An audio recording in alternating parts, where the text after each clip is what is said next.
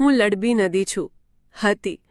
કોઈ મોટી નદી નથી, પણ આ ધરતીના ઘા સહન કરનારી એક નાની વહાલી વહેતી પાલનપુરની નદી. મારો જન્મ કરજોડા સદરપુર પાસેથી થયો.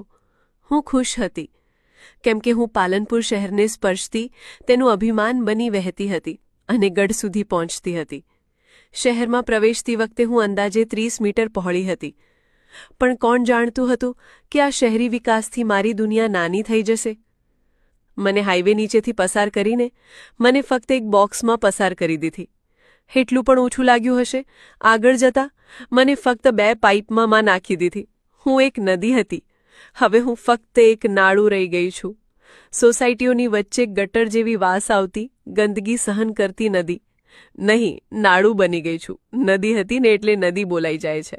શું મારી પાસે પણ શ્વાસ લેવાનો હક નથી? હું શહેરી વિકાસની ભેટ ચડી ગયેલી એક અનોખી લડબી નદી છું. નદી નહીં, નાળું. ના હો, પાઇપલાઇન. અરે ના ના, ગટર. સોરી, હું પણ હવે મારું અસ્તિત્વ ભૂલી ગઈ છું. અરે હા, પાલનપુર, એક વાત કહું તમને.